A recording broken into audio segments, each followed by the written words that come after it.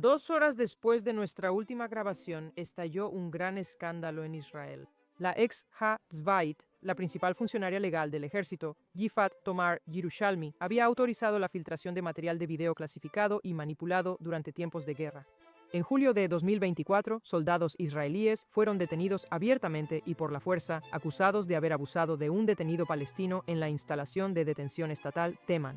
Los arrestos de los soldados fueron tan poco ortodoxos que generaron críticas masivas al ejército, la fiscalía e incluso disturbios. El video se filtró poco después y la oficina del fiscal general militar concluyó que no era posible identificar la fuente. Incluso mintieron ante la Suprema Corte. Ahora, la historia resultaba perjudicial. Las acusaciones de abuso sistemático hacia los detenidos palestinos se propagaron por todo el mundo. Y para la derecha de Israel específicamente, la historia alimentó la idea de un sistema legal politizado en contra del pueblo. En las últimas 2 semanas, la historia de la filtración se ha vuelto mucho más extraña y grande. La investigación criminal mostró que la asesora legal militar filtró la grabación, sabiendo otros oficiales. Una conclusión que da inicio a una saga digna de telenovela, centrada en la asesora legal, intentos de suicidio reales o fingidos y esfuerzos por deshacerse de pruebas. Y la verdadera historia ahora son las explosivas implicaciones para el Estado de Derecho civil y militar en Israel. Soy Elena Massel y esto es Derecho Básico.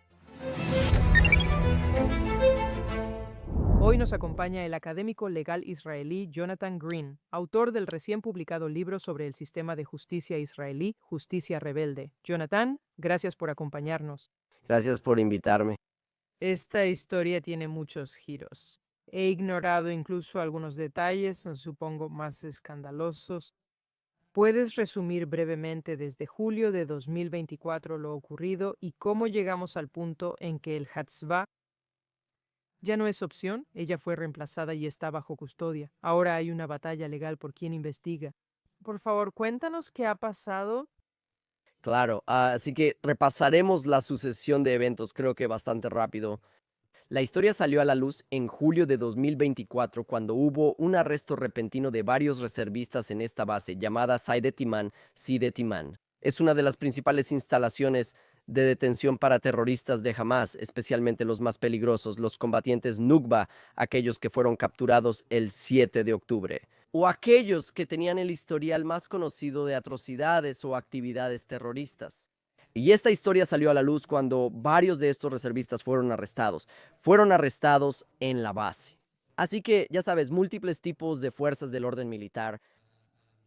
Fuerzas irrumpieron básicamente en la base y detuvieron a estos reservistas. Y entonces toda esta saga empezó a crecer y salirse de control. Tenías disturbios u otros tipos de civiles entrando a esta base militar, tratando de llegar al fondo del asunto. Hubo una especie de gran reacción y protesta pública en contra de la forma en que estos reservistas fueron tratados como criminales comunes, por aparentes acusaciones superficiales de algunos operativos de Hamas. La siguiente etapa en esto fue que se filtró un video, algún tipo de video supuestamente incriminatorio fue filtrado. Este video parecía mostrar a algunos de estos reservistas supuestamente perpetrando algún tipo de abuso contra los internos, contra los prisioneros en esta instalación. Esto también generó dudas importantes sobre la filtración del video. ¿Quién tenía acceso a esa información? ¿Eran videos de cámaras de seguridad, videos clasificados? Y el video supuestamente era, por cierto, como hoy. Creo que había acusaciones de abuso sexual incluidas con el abuso físico. Las acusaciones de abuso sexual han sido desacreditadas, el abuso físico sigue bajo investigación. Correcto. Estamos hablando aquí de cuestiones relacionadas con el Estado de Derecho. El tema en sí del posible abuso de este detenido está bajo investigación y debería estar bajo investigación. Correcto. Y hasta ahora, ya sabes, de hecho podemos volver a la investigación específica de estos individuos que han sido acusados en un momento. Este video causó gran revuelo en Israel y a nivel internacional, pero regresando solo a la pregunta de dónde vino la filtración o quién fue. Hubo algunas preguntas sobre investigar dentro del ejército, la oficina del fiscal general, quién filtró el video o cómo fue que se filtró el video. El subprocurador militar fue encargado de investigar esta filtración. Esto en sí mismo levantó muchas sospechas. ya que parecía más plausible que la filtración viniera de la oficina del fiscal general militar. Así que no estaba claro por qué el subprocurador militar, al que simplemente llamamos MAG, el sub-MAG, M-A-G, estaba investigando esto. Muy importante para nuestra historia. Después el asesor jurídico israelí del gobierno, a veces llamado fiscal general, se informó de la situación o se involucró mucho en todo este proceso y apoyó el esfuerzo de investigación, o especialmente apoyó el hecho de que fuera manejado por la propia oficina del fiscal general militar. Así que esta es una parte importante. Y tanto el asesor jurídico del gobierno como el propio fiscal del estado de alguna manera respaldaron esta investigación en la oficina del MAC. Y todo esto llevó a la conclusión, o al resumen, de que no había nada que investigar, que no había posibilidad de encontrar información significativa sobre la filtración, de dónde provenía, quién la filtró, etc. Esto es el capítulo 1 de esta saga. Dejaré de lado las acusaciones por ahora y volveremos a eso luego. Mientras tanto, quedó absolutamente claro, irrefutablemente claro, y esto es importante, que este video fue manipulado, que era un video editado, Unieron partes de videos no relacionadas, creando una falsa impresión de continuidad entre dos partes distintas. Y por supuesto, como un comentario aparte, podemos volver a esto. Los cargos principales, los más atroces relacionados con violación o abuso sexual, han sido retirados. Básicamente ni siquiera han sido acusados formalmente de estos cargos. Esos han desaparecido completamente de la investigación por una buena razón. Parecen haber sido totalmente infundados. Así que no solo se filtró este video ilegalmente, sino que también fue manipulado y editado para crear una imagen muy distorsionada. Parece que creó una imagen muy perjudicial de estos reservistas. Recientemente salió a la luz nueva información sobre la saga actual. Y podemos entrar en cómo salió a la luz esa información, porque eso también es algo importante. La nueva información salió a la luz mostrando esencialmente, irrefutablemente, básicamente por una confesión de alguien dentro de la oficina de MAC, que la filtración provenía del jefe, el propio jefe de MAC, de la fiscal militar general Yifat Tomed al-Ushami. Esta es la oficial legal de más alto rango en el ejército. La filtración venía de ella y su oficina. Ella lo sabía perfectamente. Había varios cómplices, y estoy usando la palabra conspiración en el sentido legal, no en el sentido de teorías descabelladas, sino en el sentido legal, real. Varios cómplices estaban involucrados y sabían de la filtración. Estos cómplices, incluyendo a Yifat Tomi al-Wushami, engañaron a la Suprema Corte, engañaron a otros, ya sabes, engañaron al público, engañaron a los medios durante la investigación posterior de esta filtración. Por último, podría agregar que otro aspecto relevante es la participación o el desconocido nivel de participación del asesor legal, del gobierno y del fiscal estatal. ¿Qué tanto sabían que la filtración venía de la oficina de MAG? ¿Qué tanto sabían que la MAG realmente les mentía, incluso en el mejor de los casos? Fueron sumamente negligentes porque habían respondido por esta investigación. Respondieron porque supervisaban personalmente la investigación en la oficina de la MAG. Así que, de nuevo, en el peor de los casos, estaban involucrados y eran cómplices. En el mejor de los casos, fueron sumamente negligentes en su supervisión de este asunto. Así que este es como el capítulo más reciente de la saga. Y claro, Elena, si quieres, puedes contar los últimos momentos de lo que ha pasado recientemente. No, adelante. Pero porque básicamente nos has llevado a la batalla legal de esta semana, donde de una manera casi salomónica. Correcto. Así que esto obviamente ha llevado a algunos desarrollos muy dramáticos. Y voy a, ya sabes, dejando de lado por un momento que en cuanto esto se publicó, hubo todo tipo de versiones en disputa o diferentes versiones. Diferentes anuncios de la oficina de la MAG, de la propia MAG. Ella no fue arrestada ni le confiscaron sus pertenencias, como su celular y computadoras al principio. Y podemos volver a por qué es así y cómo se compara eso con otros incidentes en Israel.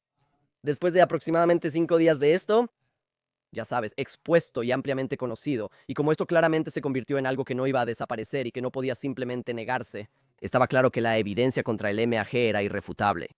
Luego hubo un intento de suicidio o un intento de suicidio fingido para destruir evidencia.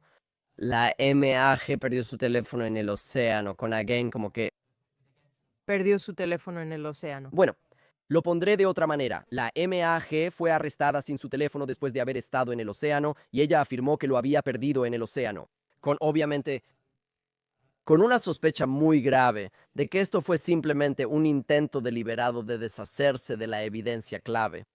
Y diré, ya sabes, siempre apoyo dar a la gente el beneficio de la duda. Y creo que, ya sabes, que las personas se quiten la vida en medio de este tipo de investigaciones no es algo inaudito y es algo terrible. Todos debemos estar atentos y ser cautelosos.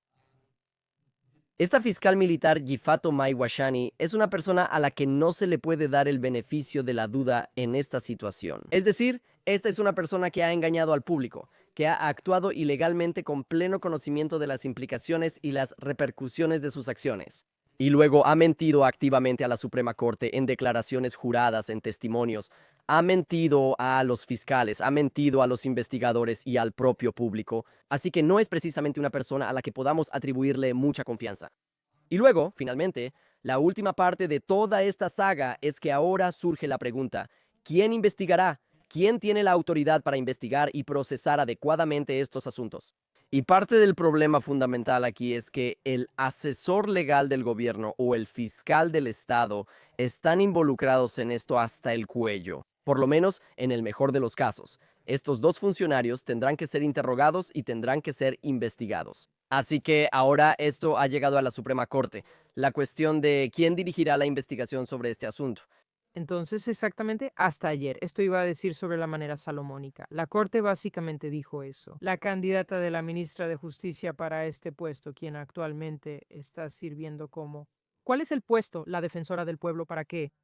Para mala conducta judicial o para quejas contra el Poder Judicial. Entonces hubo una impugnación contra su elección de esa persona con el argumento de que fue una selección ilegal. Y luego, y por supuesto, la Fiscalía General quería investigar esto. Y te encuentras con los mismos problemas de conflicto de intereses. Por eso, el Ministerio de Justicia no permitirá que ocurra. Y la Corte de ayer, por lo que estaba leyendo, actualmente estoy en el extranjero, así que ni siquiera puedo percibir lo que está pasando en el público israelí. Pero la posición de la Corte fue simplemente como vayan y lleguen a un compromiso. No, no va a ser este, no va a ser aquel. No funciona. Esto está sacudiendo al público israelí ahora. De hecho, hemos pasado por alto algunos de los detalles más sórdidos, como de telenovela turca. De hecho, ya sea que la playa haya sido un intento de suicidio fingido o no, después creo que se descubrió que la señora Tomer Yoshame había tomado un montón de pastillas para dormir y fue hospitalizada. Y se ha vuelto bastante loco a ese nivel de detalles. Pero tú y yo hemos hablado sobre el hecho de que esta es una historia mucho, mucho más grande. Incluso en los aspectos más absorbentes y fascinantes, ya sabes, de chismes, por horribles que sean. Y eso es porque arrojan muchísima luz sobre problemas serios en los sistemas de justicia civil y penal. Así que me gustaría pasar a eso y dediquemos el resto del programa a hablar sobre estas preguntas importantes. Absolutamente, gracias Elena. Sí, creo que esta es una excelente oportunidad para hablar sobre algunos de los temas más amplios. No de forma exhaustiva, pero sí sobre algunos temas principales del sistema de justicia penal israelí y la supervisión civil de las agencias encargadas de hacer cumplir la ley. Lo mencionaré en mi libro Justicia Rebelde, el auge de la supremacía judicial en Israel, disponible en Amazon. En mi libro dedico un capítulo muy importante al sistema de justicia penal, lo cual parece un poco fuera de lugar en un libro sobre el poder judicial. El punto, que explicaré más adelante, es que hay una relación simbiótica y recíproca entre el poder judicial y su expansión en Israel, así como con las agencias de aplicación de la ley como la policía y el ministerio público. Y el grado relativamente alto de impunidad que obtienen por abusos de poder, por acciones ilegales, etcétera. No creo que sea casualidad que este tema explotara por filtraciones, que son un buen ejemplo. Israel se ha acostumbrado a la realidad en la que las agencias de aplicación de la ley y los servicios de fiscalía en general filtran regularmente pruebas y material de investigación, ya sea en bruto, parafraseado o como sea, a los medios de comunicación. Y esto es algo que esencialmente el gobierno y otros organismos han sido incapaces de investigar, procesar y examinar adecuadamente. Y esto es algo a lo que simplemente ya nos hemos acostumbrado. Y creo que la manera en que Yufato Mashami actuó, es decir, esto, realmente es extraordinaria en la forma en que esto ha salido a la luz en términos de la descarada actitud de sus acciones. La filtración deliberada, la conspiración de múltiples partes, luego el engaño directo, las puras mentiras a la Suprema Corte, en declaraciones juradas, en testimonios bajo juramento ante el público. Parte de esto, creo, debe verse como un síntoma de la manera en que los cuerpos de seguridad en Israel se ven a sí mismos. La manera en que ven su misión y la manera en que ven, de nuevo, su grado de impunidad y su inmunidad ante un escrutinio serio. De los civiles, Elana, si no te importa, me haré aún más atrás un momento. Sí. Antes de que retrocedas demasiado, puedes dar, solo sospecho que nuestra audiencia no necesariamente está al tanto de esta historia de filtraciones. Entonces, pues, ¿podrías mencionar un par de otras que destaquen en la memoria pública? Claro, absolutamente. Quiero decir, probablemente. Los ejemplos más significativos son de los últimos años en las investigaciones de Netanyahu, donde durante las investigaciones, incluso antes de la etapa de acusación formal, información, incluyendo transcripciones y conversaciones grabadas, simplemente se filtraban regularmente a la prensa. Y la intención y el efecto eran claros. Era para reforzar el apoyo público a su enjuiciamiento. Era tal vez para lograr algún tipo de resultado político o electoral. Puedo decir eso.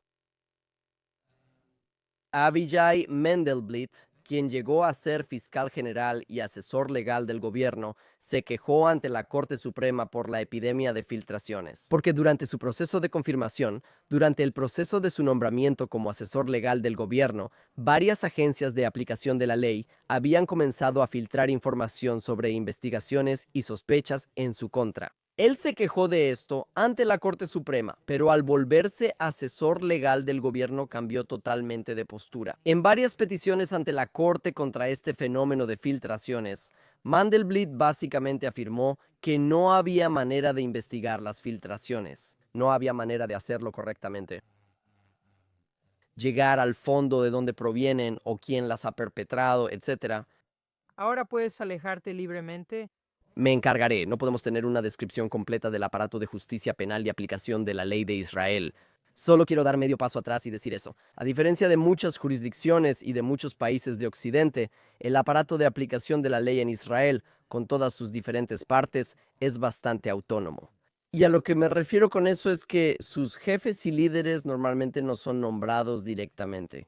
Y ciertamente en el nivel de subdirectores, no son nombrados directamente por el gobierno en turno, por funcionarios electos, y al mismo tiempo estos organismos no son seleccionados ni elegidos directamente por el público. Así que no hay elecciones directas ni para fiscales de distrito, ni para jefes de policía, ni para estos puestos más altos dentro de estos aparatos de aplicación de la ley. Y vemos como incluso figuras como el ministro de Justicia o incluso el propio gobierno, es decir, el gabinete, ¿verdad? El cuerpo colectivo del gobierno tiene una capacidad muy limitada en cuanto a su capacidad tanto para seleccionar a quién ponen en estos puestos como para despedir a las personas que quieren remover de estos cargos. Hemos visto esto recientemente con el asesor legal del gobierno, lo hemos visto con el jefe de la policía, lo hemos visto con el jefe del Servicio de Seguridad Interior, con Shane Beck, el Shabbat. Así que para empezar tenemos esta situación muy inusual. Ahora, uno de los fenómenos que creo que es más importante para entender el poder del poder judicial en Israel, lo que creo que es algo que no se entiende correctamente o no se entiende lo suficiente, es la manera en que el poder judicial ha utilizado la aplicación de la ley como arma para eliminar figuras objetables, intimidar a políticos o promover sus propios intereses de diversas maneras. Podemos dar ejemplos, hay docenas sobre este tema, ¿sabes? Rubén Rivlin, cuando era miembro de la Knesset y luego presidente, acuñó la frase "el gobierno de los matones de la ley" o "el gobierno de los matones legales". Estaba destinado a convertirse en ministro de Justicia. Se le consideraba algo antagónico u hostil hacia el Poder Judicial. Y ese nombramiento fue bloqueado debido a una serie de investigaciones policiales que rápidamente resultaron ser completamente falsas y también fueron descartadas. Pero su nombramiento fue bloqueado solo por esta razón.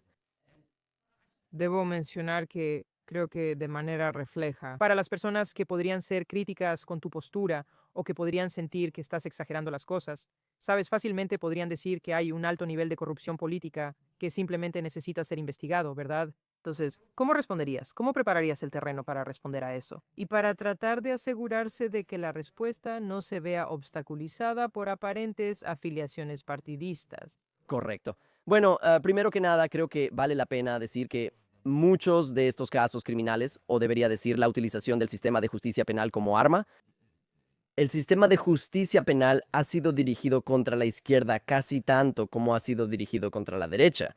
Y debo decir que la izquierda política ha sufrido por esto en gran medida, también hablando históricamente, ya sea el gobierno de Rabin o bien otras figuras prominentes. ¿Conoces a Yoav Dotan? Es profesor en la Universidad Hebrea y experto destacado en derecho administrativo en Israel. Mira, cada primer ministro en Israel desde los años 90 ha sido investigado penalmente o acusado formalmente por delitos y por corrupción. Esencialmente, o Israel es excepcionalmente hábil para elegir políticos criminales, o aquí está pasando algo más. Ahora, existen varias medidas objetivas bastante conocidas. Medidas y criterios para estos temas. Israel no es un país profundamente corrupto y el servicio público en Israel no funciona así. No hay cultura de sobornos ni de acercarse fácilmente a alguien. Hay todo este tipo de tratos por debajo de la mesa o acuerdos encubiertos, como tratos bajo la mesa. Así que creo que para empezar, la idea de que Israel es tan endémicamente corrupto que requiere o que justifica este tipo de aplicación de la ley tan dura simplemente no se sostiene. Más importante aún, una cantidad significativa de investigaciones criminales e incluso acusaciones penales contra figuras que han sido consideradas hostiles al poder judicial, hostiles al poder judicial. Muchas de estas han resultado ser falsas, infundadas, o bien se desecharon después de que cumplieron su propósito, o los propios tribunales las han desechado. Y me refiero al nivel de juicio, al nivel de los tribunales. Los tribunales las han desechado, absuelto a estas personas, no hay duda. Algunos de los principales expertos legales de Israel lo han señalado. Y lo dicen explícitamente, no hay duda de que existe un patrón en la aplicación de la ley israelí de señalar a ciertos grupos. O tal vez, si quieres darle un ángulo más inocente, de, ya sabes, de poner un énfasis extra en figuras que son consideradas hostiles o menos simpáticas hacia el poder judicial y la expansión del poder judicial en Israel. Bien, antes de que interrumpiera tan groseramente y buscara más contexto aquí, estabas diciendo básicamente que tienes estos problemas de filtraciones y tienes problemas de otras acciones sin rendición de cuentas. En parte porque los jefes de estas oficinas relevantes, ya sea en la policía o en la Fiscalía General, no son, en tu opinión, directamente, en tu opinión, es problemático que no sean nombrados directamente o que no rindan cuentas directamente al nivel político. Porque pasan por estos procesos de nombramiento en el servicio civil que son complicados y están controlados por la propia burocracia. Y al final, correcto, y al final están controlados por la revisión judicial. Es decir, incluso si alguien cumple con todos los obstáculos burocráticos por los que tiene que pasar, sea lo que sea, entonces podrías tener a la propia corte opinando sobre si creen que esta es una persona adecuada para liderar. Por ejemplo, en 2011, 3 figuras clave del ámbito militar y policial en Israel fueron bloqueadas para ser nombradas en sus cargos. Gal Hirsch, general. Gal Hirsch fue bloqueado por la corte para convertirse en jefe de la policía. Básicamente, Yoav Gallant fue bloqueado para convertirse en jefe del Estado Mayor General de las Fuerzas de Defensa de Israel. En resumen, es un poco más complejo, pero así funcionó en general. Y por supuesto, esto está descrito con gran detalle en mi libro. Hay mucho que cubrir, pero no veremos todo. Todo esto es solo para decir que hay una diferencia marcada en el nivel de responsabilidad entre las agencias de aplicación de la ley en Israel y la manera en que funcionan. En comparación con lo que tú y la audiencia podrían conocer en la mayoría de los países, hablé de esto de arriba hacia abajo. En cuanto a las fuerzas políticas y su capacidad para contratar, despedir y tener una supervisión significativa, los comités de la Knesset en el Parlamento tienen una capacidad muy limitada para citar testigos, para sancionar a los testigos que son llamados a dar testimonio, que no están dando respuestas claras o que simplemente no se presentan. Este es un problema en Israel. Los funcionarios públicos no asisten a audiencias en el Parlamento. No hay nada que los parlamentarios puedan hacer. Además, como mencioné, No es solo cuestión de elecciones, ni siquiera es que el alcalde u otros funcionarios electos nombren a muchas de estas personas o cargos. Pero también, solo para darte otro ejemplo, Israel no tiene un sistema de jurado. Y creo hasta donde sé que es el único país de derecho común, el único país democrático desarrollado de derecho común. Esto significa que heredó su sistema legal del derecho común inglés. Es el único que no tiene ningún sistema de jurado en absoluto. Y esto, de nuevo, sin entrar demasiado en detalles. Esto es solo un ejemplo. Es solo un síntoma de esta realidad en la que las agencias encargadas de hacer cumplir la ley penal son un poder en sí mismas. Actúan con un alto grado de autonomía e independencia, con muy poca intervención de la clase política, de los funcionarios electos y del propio electorado. Aquí es donde realmente podemos conectar esto con la supremacía judicial. Elena, Bueno, antes de que lo hagamos, eres bienvenida a hacerlo. Pero sí tengo solo un, creo, comentario adicional sobre este tema de el aislamiento sobre la rendición de cuentas. Veo también potencialmente sin conocimiento interno debería hacerlo, pero también veo una cierta clase de aislamiento en el enfoque de este tema, porque si lo que Tomer Yerushalami dijo era cierto sobre por qué ella autorizó esta filtración, ¿verdad? Que fue básicamente para proteger la reputación de la fiscalía. Dios sabe por qué elegirías hacerlo así, pero ya sabes, hay cierto tipo de quizás sea ignorancia sobre el posible efecto de publicar un video así, ignorando la criminalidad, solo los efectos simples. A Israel se le acusa de genocidio y abuso contra los palestinos en el escenario mundial. Obviamente ocurren incidentes en tiempos de guerra. No creo que sea justo decir que no suceden, pero pasa en todas partes. Hasta donde sabemos, la incidencia es bastante baja. Está bien, y es algo que realmente perjudica a todo el Estado, perjudica a las fuerzas de defensa de Israel, y es algo tan limitado. Tengo muchas palabras para describirlo, pero trato de contenerme y es limitado. Y es casi una locura pensar que divulgar ese tipo de cosas podría de alguna manera proteger a algún elemento de las fuerzas de defensa de Israel y mucho menos a algún elemento del Estado de Israel. Y parece, creo, mostrar una capacidad de respuesta a cualquier mundo interno dentro de la burocracia. Ella sentía responsabilidad hacia ellos y también potencialmente hacia otras autoridades legales en Germeljó, es decir, internacional, las personas que forman parte del mundo del derecho internacional y la gobernanza global. Así que era como tal vez un gesto hacia ellos y creo que, de nuevo, habla sobre el tema de la insularidad, pero es como también hay un problema de visión del mundo derivado de lo estructural que mencionas. ¿Quieres hablar de la supremacía judicial en estos minutos finales? No seré yo quien lo impida. de hecho, creo que has planteado un muy buen punto, así que incluso dejaré de hablar sobre la supremacía judicial solo para abordar lo que dijiste. Lo sé, escribí un libro sobre eso, así que espero que la audiencia se interese en la supremacía judicial. Diré una última frase. Después de esta parte sobre la supremacía judicial, seré muy breve. Quiero responder a lo que dijiste. Primero que nada, dejaré eso de lado por un momento. A simple vista, la afirmación de que Ifatome Alushami, que el MAJ filtró este video como un esfuerzo de relaciones públicas para proteger la reputación de la fiscalía o aclarar al público la gravedad de estas acciones y la contundencia de las pruebas contra los reservistas. O lo que sea, es profundamente tanto inverosímil como insincero. Dar algún crédito a las explicaciones de Yifat Tome al-Ushami ya es dignificar su respuesta, más de lo que creo que merece. Esta es una persona que ha sido una mentirosa reincidente ante la Suprema Corte, una persona que ha actuado con mala fe criminal, que ha desafiado la ley de la manera más descarada. Esta persona, diga lo que diga, solo da excusas o explicaciones públicas.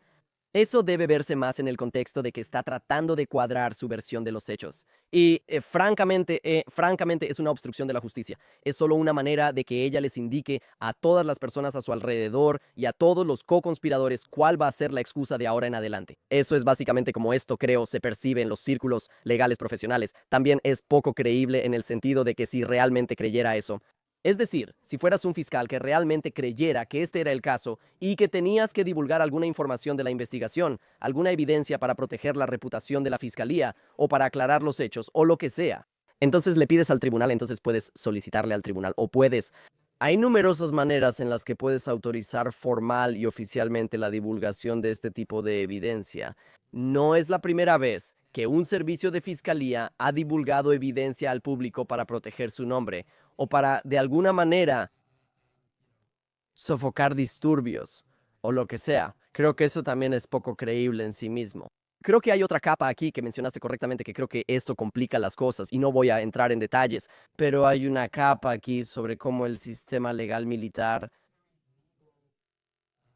las organizaciones y el sistema legal militar, los órganos legales militares se ven a sí mismos y hacia dónde están orientados. Sobre este continuo de izquierda a derecha, progresista conservador y de seguridad nacional. En cuanto a su perspectiva central hacia las fuerzas de defensa de Israel, hacia los reservistas, hacia el ejército israelí y sus acciones, hay sospecha, pero no entraré en esto porque me parece partidista y especulativo. Pero ha habido una acusación de larga data contra el núcleo legal militar, de que ha estado mucho más del lado de, como mencionaste, una visión más internacional. La visión que es mucho más sospechosa de las fuerzas de defensa de Israel de violaciones a los derechos humanos, mucho más comprensiva con las acusaciones de abusos por parte de palestinos o gazatíes o Hamas o lo que sea. Y de nuevo, no voy a entrar en eso, pero esto ciertamente se relaciona con ese problema o con el potencial de que tengas un núcleo militar, lo cual esencialmente parece estar muy dispuesto a aceptar los argumentos legales e incluso el tipo de argumentos fácticos presentados por la otra parte, menos dispuestos a dar el beneficio de la duda a nuestros soldados y ejército. De nuevo, este es un tema completamente diferente, pero creo que vale la pena mencionarlo.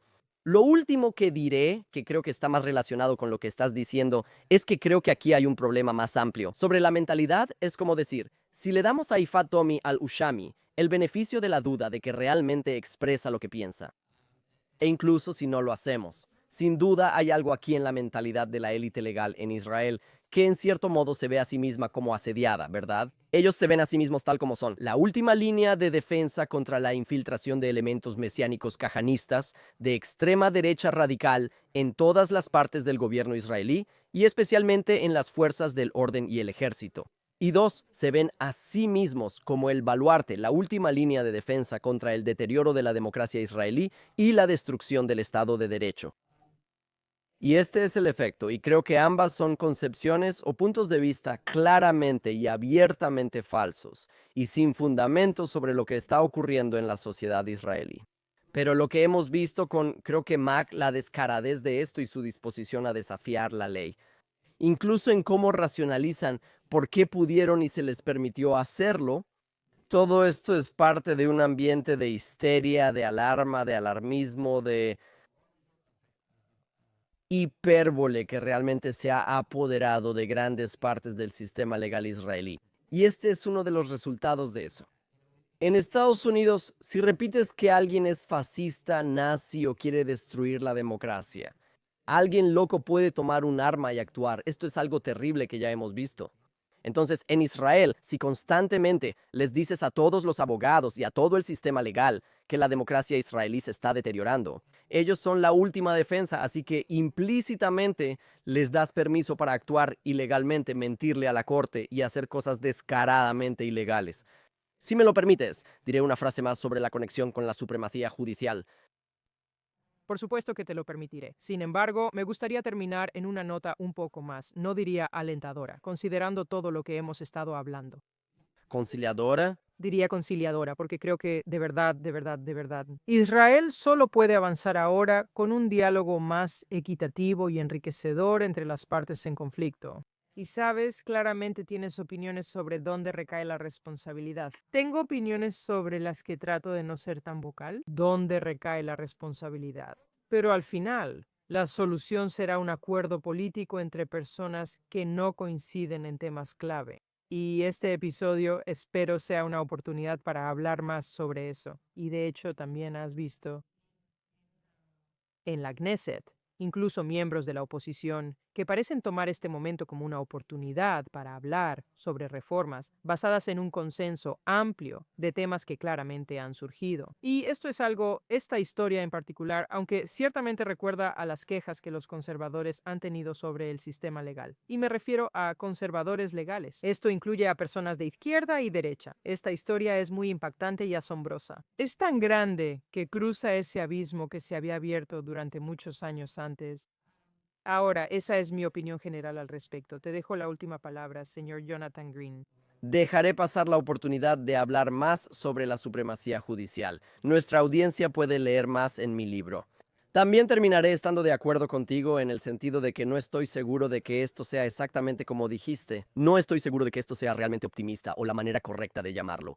Creo que la gravedad de las acciones tomadas por el MAG y el grado o el tipo de evidencia que se presenta en su contra ha expuesto este problema a un grado tan sorprendente y vertiginoso que ha hecho retroceder a muchos elementos, ya sean los supremacistas judiciales o los matones del Estado de Derecho, como los llamó Ruben Rieveland. Ha acorralado a este grupo de tal manera que ni siquiera la Suprema Corte o incluso muchos de los poderes fácticos pueden dejarlo pasar. No pueden simplemente ignorarlo, no pueden